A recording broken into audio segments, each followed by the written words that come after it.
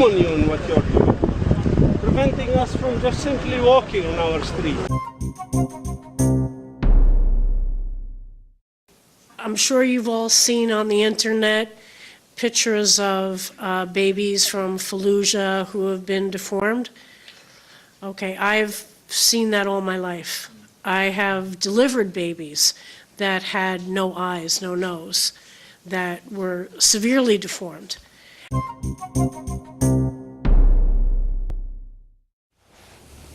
Hello, my name is Stanley Heller. Welcome to The Struggle. The Struggle is shown on 21 cable stations from Vermont to New York City, on the internet at thestruggle.org, our YouTube channel, Struggle Video Media. We begin with video from Bethlehem, where Palestinian activist Mazin Qumsiyeh and other marchers were forced off the highway by Israeli soldiers. This happened during Nakba Day. Then to New York City just a few days ago, some interviews before a forum about the mistreatment of prisoners. Prisoners in prisons in Israel, Iran, Guantanamo, and the USA. We were unable to video the event itself because some of the speakers feared retaliation, but we were able to interview one speaker, Sahar Francis of Addameer Prisoner Support. Then we switch and talk about Native Americans, the theft of their land, tar sands and pipelines, and uranium. The speaker is Firewolf Bizahaloni-Wong of the Native Resistance Network. We begin with Mazin Qumsiyeh in Bethlehem, eloquently lecturing a gaggle of overarmed Israeli soldiers. And you here come from wherever, Poland, Russia, whatever, and come here to try and prevent us from walking in our own country. This is land that my grandparents cultivated, you know? Before you were born. Many of you are not even the age of my son.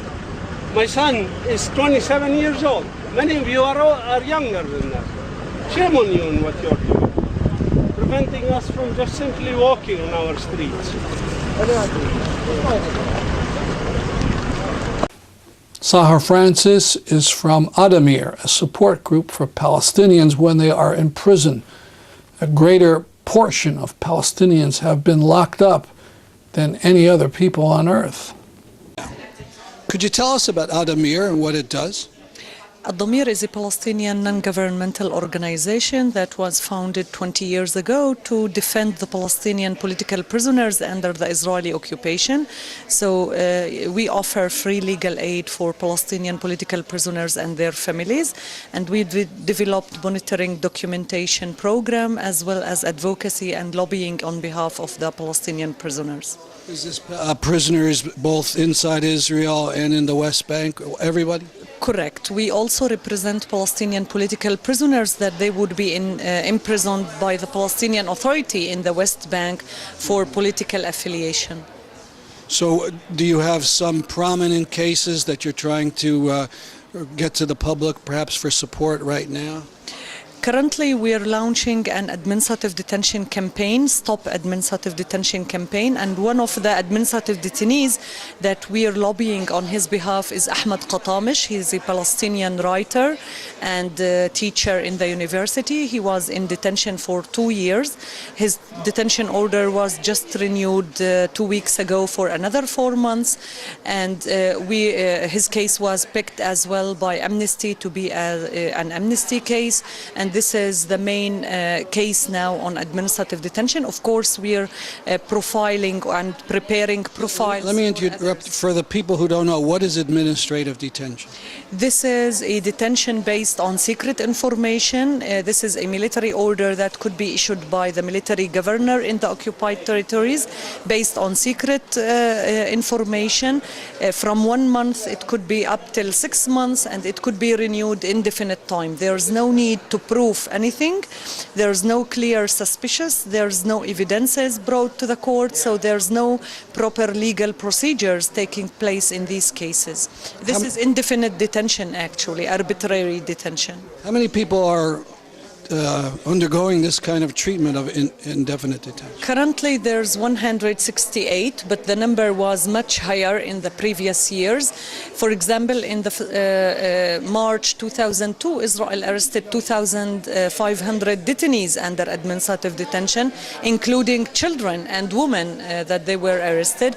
Currently, there's 8 legislative council members that they are under administrative detention.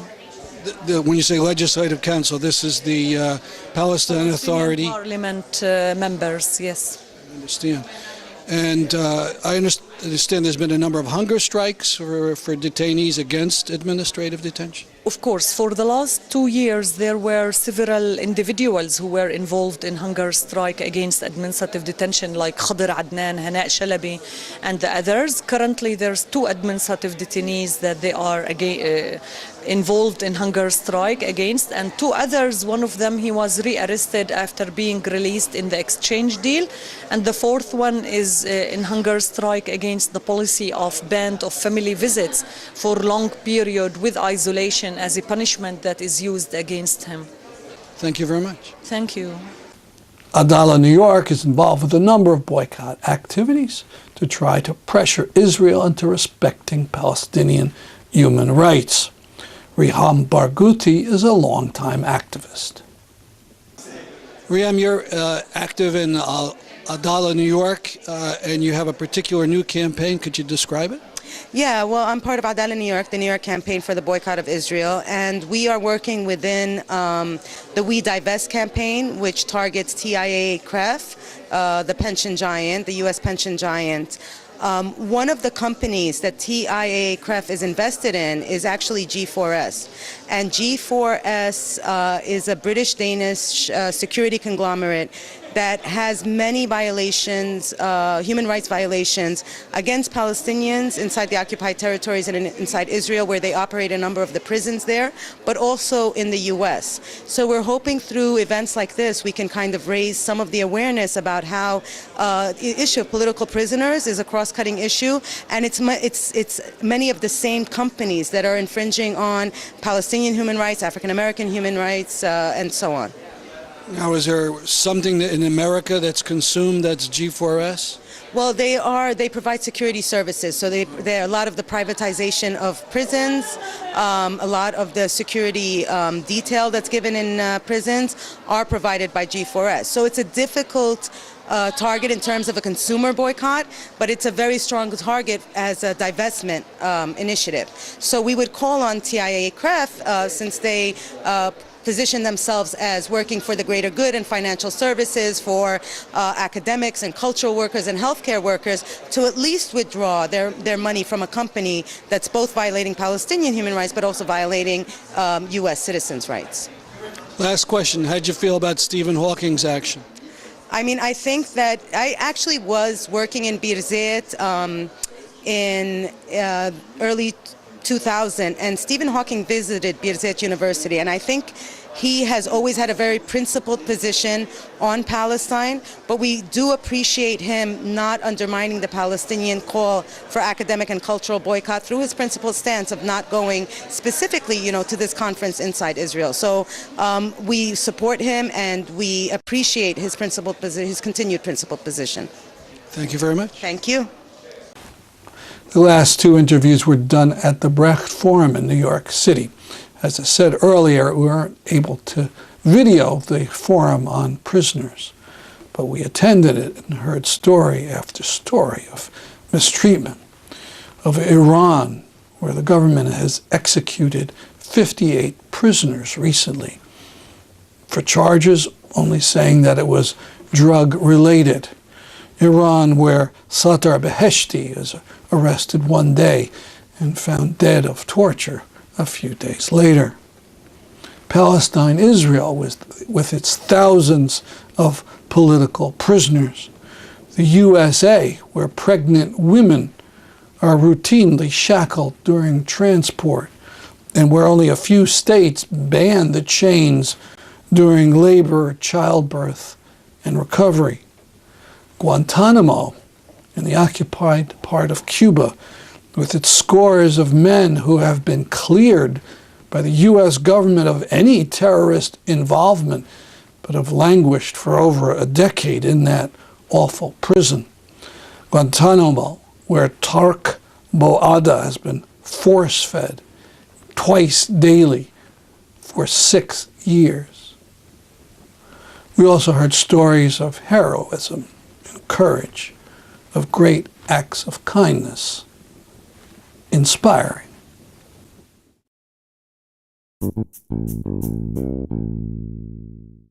Firewolf Bizahaloni-Wong, or Wolfie, as she asked the audience to call her, is from the Diné, which is where Utah, Colorado, Arizona, and New Mexico meet. She spoke at the Eco-Socialism Conference in New York City.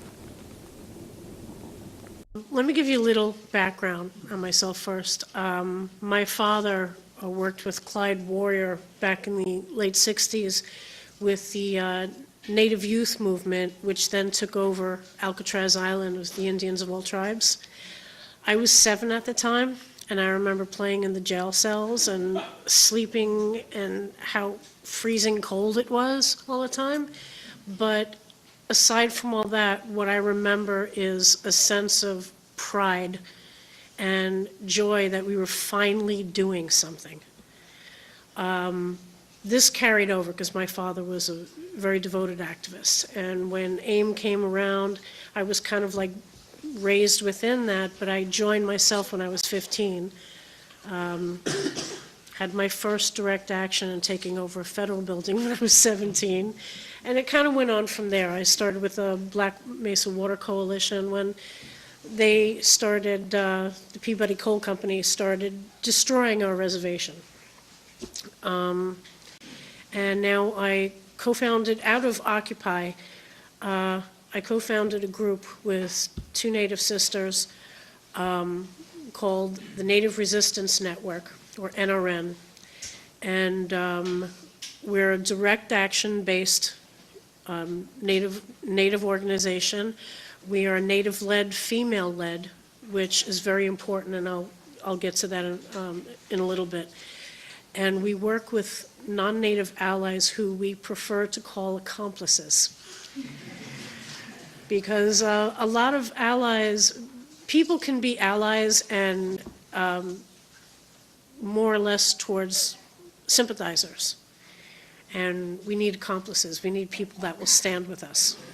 So, and we have people of all different backgrounds that work with us, and they're amazing. So I want to start off with a question from a panel I did in Rhode Island, which was entitled, "The Role of the Warrior in Today's Society, and What is Native Bravery?" Speaking as a Native, and you can, has anyone here ever been to a powwow? All right, great. So lots of times you'll see these big burly, guys with the long hair sitting around a fire talking about, oh yeah, if this one says anything, I'm going to kick his ass or whatever. Yeah, that's not Native bravery. Native bravery are these 80 and 90-year-old grandmothers and grandfathers who are using their bodies as human blockades because they have no faith whatsoever in any government help. And they're trying to defend our lands, trying to keep the pipeline off, the middle state, trying to save San Francisco Peak from everything that's going on, to protect Diné and Hopi water rights. And before any of us even, as a Diné myself, Navajo Apache, before any of the younger kids even got into it, the grandmothers had just started camping out. And we're like, we're not going to let anybody on our land. This is Native bravery. And this is, there's been a resurgence of this of this actually ever since the Occupy movement. Now, when we talk about I don't know more. In Canada, not all of us have been idle down here. We've been doing a lot of work. And a lot of the work is centering not around like sovereignty. Personally, I think sovereignty is ridiculous. There's only one tribe that seems to want it and only a few people in that tribe. What we want is our basic rights. Let's face it, the government is not going to be honoring treaties. They never have, they never will. So we want our basic rights back. We want our land. We want people to stop despoiling our land. I have pictures here of tar sands that I will hand out. Tar sands is not just happening in Canada and going all the way down. Well, that's the XL pipeline. But on my reservation, and basically on many reservations across North America, there have been uranium mines, uranium mining for years and years. I know on my reservation, it's been since the 1940s. Okay, and it hasn't stopped. There's there's a place called Camden, Arizona, which is on our reservation, where they recently, and I'm talking about within the past year, took somebody from the FDA, or not FDA, whatever, federal EPA, came and took radiation readings. The radiation reading at the Camden mine for 2 days was higher than a normal radiation reading on an old site in over 2 years. And I'm sure you've all seen on the internet pictures of babies from Fallujah who have been deformed. Okay, I've seen that all my life. I have delivered babies that had no eyes, no nose, that were severely deformed. And I was at a panel once in Manhattan where a lady stood up and said, "Oh, we can't have this with these babies being deformed. The soldiers are coming back from Fallujah." And I was just like, we've had that here in the United States for decades. What are you talking about? Uranium is like, and all this poisoning has been here. But you haven't seen it because you're not native. Because they don't do it any place but native lands. This is the stuff we've been fighting for years. When I was younger, the Diné was, the Diné is basically the four corners of southeastern New Mexico, no, northeastern New Mexico, northwestern Arizona, southwestern Utah, and southeastern, I'm so bad with directions, Colorado. Those four corners. That's what we call the Diné. Those are our sacred lands between the four mountains.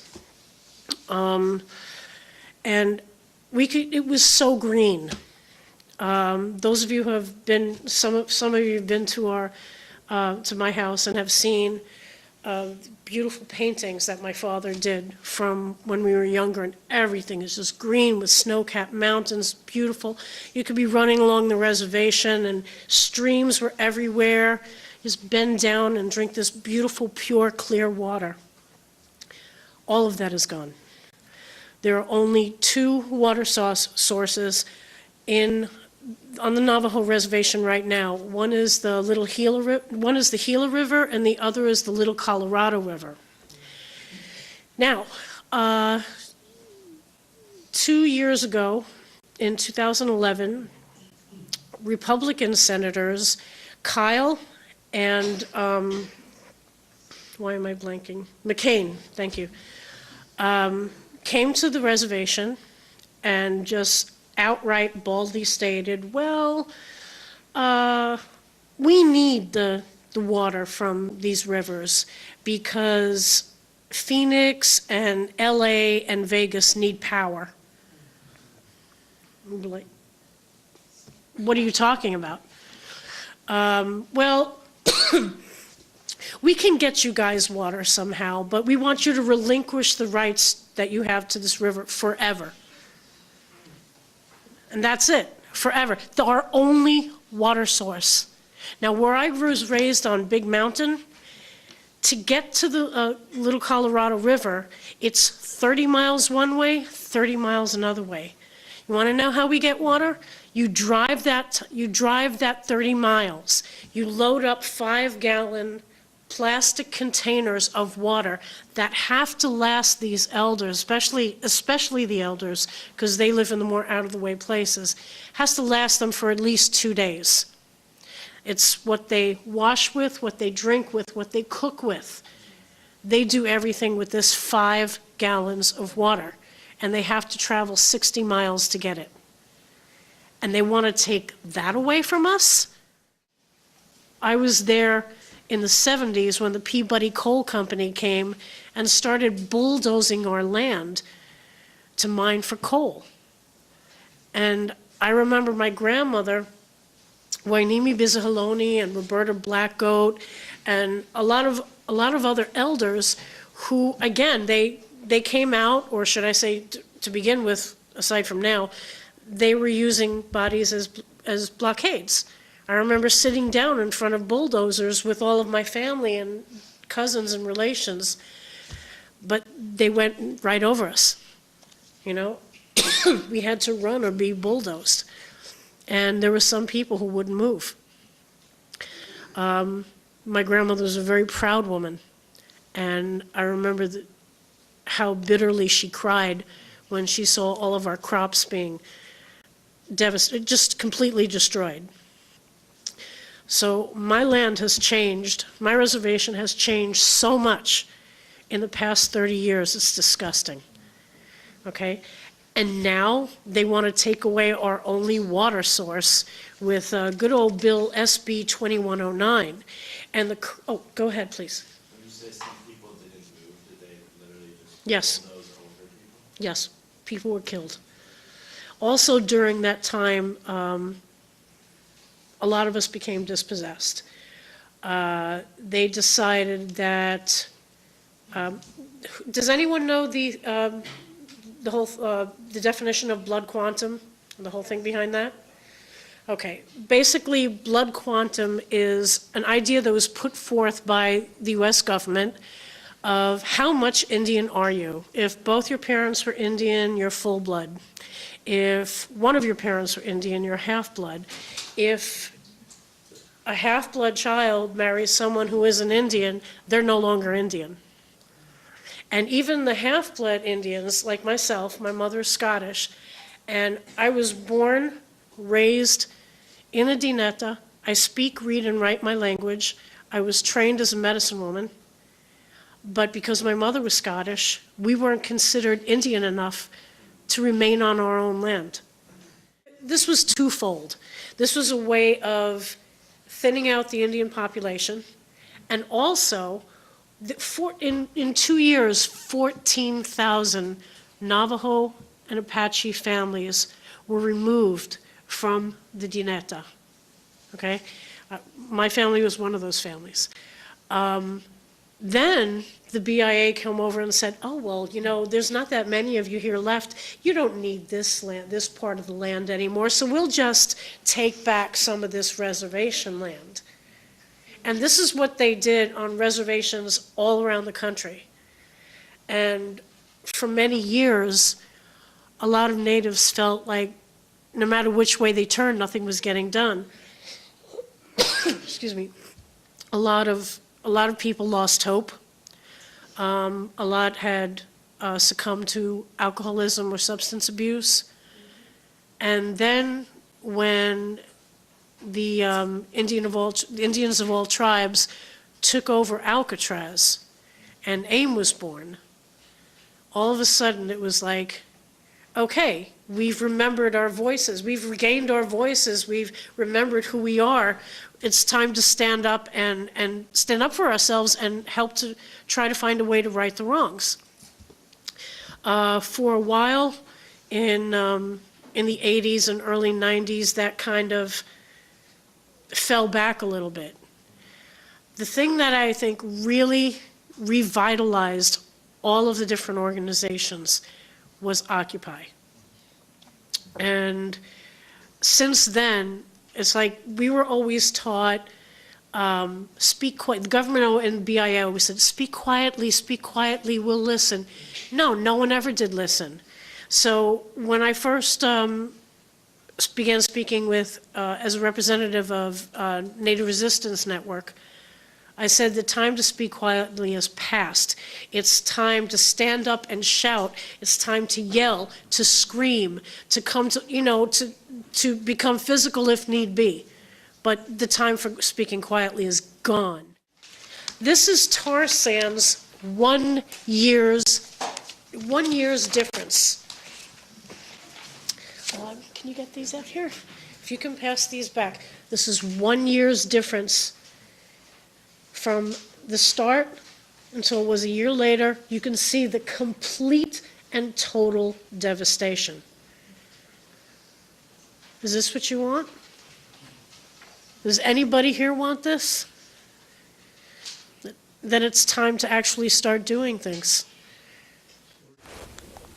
To our New York viewers, if you're coming to the Left Forum tomorrow, June 8th, come to our workshop at 10. It's called One Democratic Secular State in Palestine, Israel.